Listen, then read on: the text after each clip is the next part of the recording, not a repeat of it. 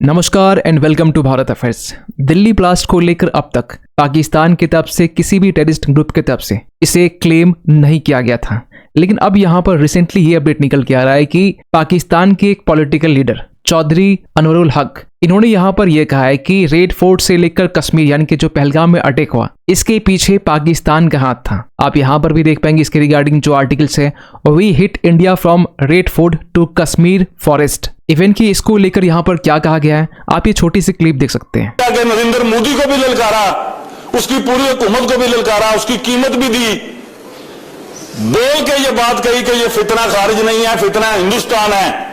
इस खाकसार के पहले जुमले पर ये जुमले तब्दील हुए और रिकॉर्ड ने ये बात सुनी, तारीख ने, कि मैंने ये कहा कश्मीर हाउस में बैठ के कि अगर नहीं बाज आओगे बलूचिस्तान को ब्लीड करने से तो लाल किले से लेकर कश्मीर के जंगलों तक तुम्हें घुस के मारेंगे।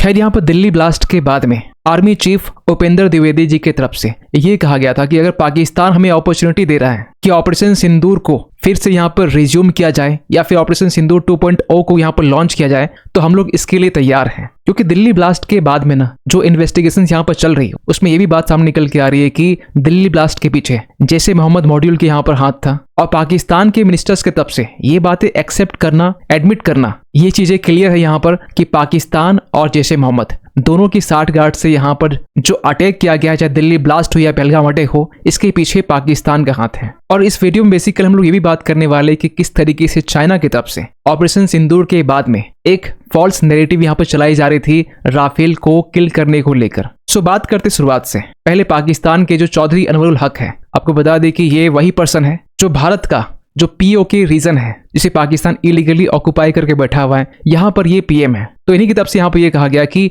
अगर आप बलूचिस्तान में यहाँ पर ब्लीडिंग करते रहते हैं तो इसके रिस्पांस में हम लोग भारत को हिट करते रहेंगे, चाहे रेड फोर्ट हो या फिर कश्मीर का फॉरेस्ट हो। इन्होंने यहाँ पर यह भी कहा कि and we have done it. ये बातें करना ये अपने आप में बहुत बड़ा स्टेटमेंट है। इसके बाद में दिल्ली ब्लास्ट को लेकर भी यहाँ बातें की गई और ये भी कहा गया कि जिस तरीके से अटैक किया गया, जो बॉडीज है उसे भी काउंट करना मुश्किल था। खैर, आपको बता दें कि पाकिस्तान की तरफ से ऐसा पहली बार नहीं है कि ये एडमिट किया गया।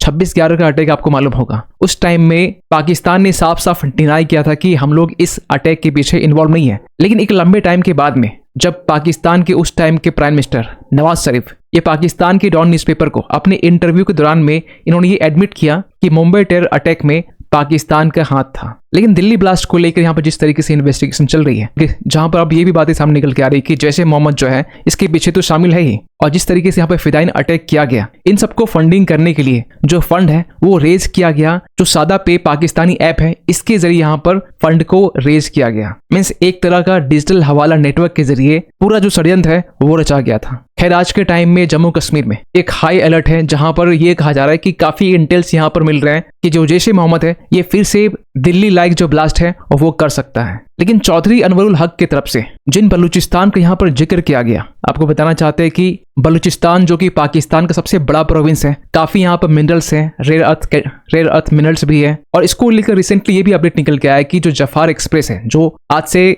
6 से 7 महीने पहले जब इनको टारगेट किया गया था वहां के BLA की तरफ से यानी बलूचिस्तान लिबरेशन आर्मी की तरफ से, तो रिसेंटली एक बार फिर से यहाँ पर इसे टारगेट किया गया। और एक चीज आप नोटिस कर पाएंगे कि बलूचिस्तान में आज के टाइम में काफी प्रोटेस्ट भी हो रहा है, और ये प्रोटेस्ट आज का नहीं है, ये प्रोटेस्ट एक लंबे टाइम से भी देखने को मिल रहा है। और इसके रिस्पॉन्स में पाकिस्तान की सरकार की तरफ से वहां की जो इंटरनेट है वो सस्पेंड कर दी गई है। लेकिन इसके बावजूद भी यहाँ पर बलूचिस्तान के जो एक्टिविस्ट हैं मीर यार बलोच, इन्होंने रिसेंटली एक स्टेटमेंट में ये कहा कि भारत को पाकिस्तान के ऊपर में जिस तरीके से इजराइल अटैक करता है ईरान के ऊपर में या फिर हमास के ऊपर में, उस तरह का यहाँ पर अटैक पाकिस्तान के ऊपर में करना चाहिए। और पाकिस्तान की तरफ से ऐसे स्टेटमेंट तब निकल के आ रहे हैं जब अफगानिस्तान के ट्रेड मिनिस्टर अलहाज नूरुद्दीन अजीजी ये इंडिया के विजिट में है 5 दिनों के लिए। क्योंकि आपको पता होना चाहिए मिस्टर मुत्तकी के बाद में जो कि अफगानिस्तान के फॉरेन मिनिस्टर हैं, ये दूसरा विजिट है अफगानिस्तान के मिनिस्टर्स की तरफ से। और ये चीजें कहीं ना कहीं ये इंडिकेट कर रही है कि अफगानिस्तान और इंडिया के बीच जो रिलेशंस है वो इंप्रूव हो रहे हैं। और इसको लेकर भी पाकिस्तान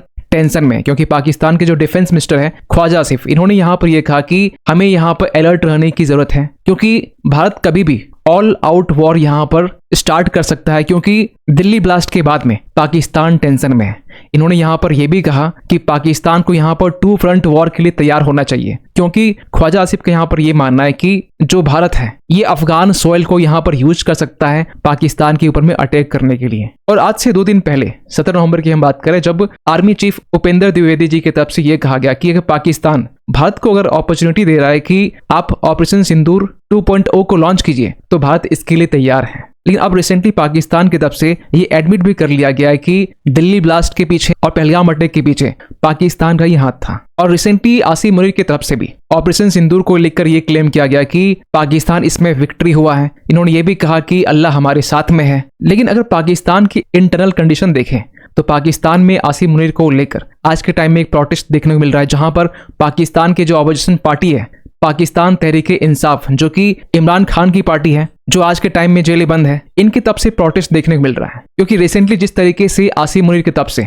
पाकिस्तान में 27 अमेंडमेंट यहाँ पर लाया गया, जिसमें आर्मी के अलावा जो नेवी है, जो एयरफोर्स है, इनके पावर को भी अपने पास कॉन्सेंट्रेट किया गया। इतना ही नहीं, यहाँ पर और भी कुछ आर्टिकल्स को यहाँ पे एड ऑन करने के साथ साथ वहां की जो सिविलियन गवर्नमेंट है, जो शहबाज शरीफ है, उनसे भी अब ये सुप्रीम बन चुके हैं। और इन सबको देखते हुए इमरान खान ने रिसेंटली यहाँ पर यह कहा कि जो आसिम मुनीर है वो मेंटली अनस्टेबल हो चुके हैं। इतना ही नहीं, यहाँ पर आसिम मुनीर के अगेंस्ट में जो वहां के सुप्रीम कोर्ट के जो जजेस हैं वो भी रिजाइन कर रहे हैं, जिस तरीके से आसिम मुनीर पावर को कॉन्सेंट्रेट कर रहे हैं उसके अकॉर्डिंग। और ये सब कुछ आसिम मुनीर कर रहा है क्योंकि ट्रंप का हाथ है आसिम मुनीर के ऊपर में। क्योंकि आज से 1 वीक पहले ट्रंप ने आसिम मुनीर को लेकर यह कहा कि जो आसिम मुनीर है ये फेवरेट फील्ड मार्शल है ट्रंप के लिए। इतना ही नहीं, यहाँ पर ट्रंप की तरफ से यह भी कहा गया कि आसिम मुनीर, शहबाज शरीफ, ये जो लोग हैं ये ग्रेट पीपल हैं। वैसे तो इनके बारे में पहले भी हम लोग बात कर चुके हैं कि ट्रंप यहाँ पर क्यों पाकिस्तान को इतना प्रेज कर रहा है, और पाकिस्तान की तरफ से भी ट्रंप को प्रेज किया जा रहा है। क्योंकि रिसेंटली आपने देखा होगा शहबाज शरीफ की तरफ से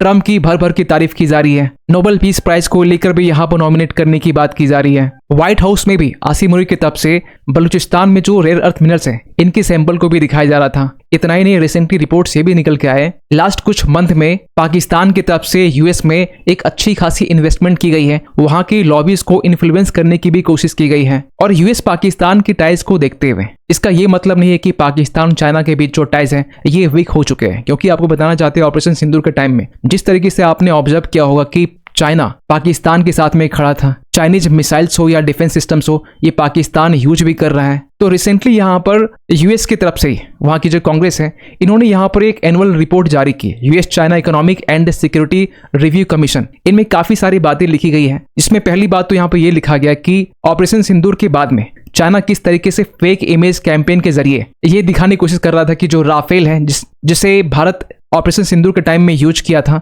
इसके शूट डाउन की यहाँ पर जो इमेजेस हैं वो जारी कर रहा है। इसको लेकर यहाँ पर एआई जो इमेजेस हैं वो जारी की जा रही है। और आपने ऑपरेशन सिंदूर के बाद में एक चीज नोटिस की होगी कि शहबाज शरीफ और आसिम मुनीर दोनों के बीच में एक इमेज यहाँ पर दी जा रही थी, जहां पर यह दिखाया जा रहा था कि पाकिस्तान की तरफ से भारत के मिसाइल्स को यहाँ पर शूट डाउन किया गया है, जबकि वो जो इमेज थी वो चाइना की एक ड्रिल की थी। और चाइना ऐसी फेक नैरेटिव इसलिए भी स्प्रेड कर रहा था क्योंकि चाइना अपना जो J-35 ये पाकिस्तान को सेल करना चाह रहा था। और उस टाइम भी अपडेट निकल के आ रहे थे कि 40 J-35 को पाकिस्तान को सेल करना चाह रहा है। खैर, इस रिपोर्ट्स में ये भी चीजें एडमिट की गई कि पाकिस्तान की तरफ से भारत के कुछ मिसाइल्स शूट डाउन किए गए। इतना ही नहीं, यहाँ पर फाइटर जेट्स को भी शूट डाउन करने की बात की गई है, क्योंकि इसके पहले ट्रंप ने भी ये क्लेम किया था कि 5 से 6 फाइटर जेट को शूट डाउन किया गया पाकिस्तान की तरफ से। अब इसमें राफेल है या नहीं है, इसको लेकर यहाँ पर इस रिपोर्ट में खुल के बातें नहीं की गई है। खैर, आप क्या सोचते हैं पूरे अपडेट को लेकर कमेंट कीजिएगा। मिलते किसी अगले वीडियो में, तब तक के लिए थैंक यू सो मच।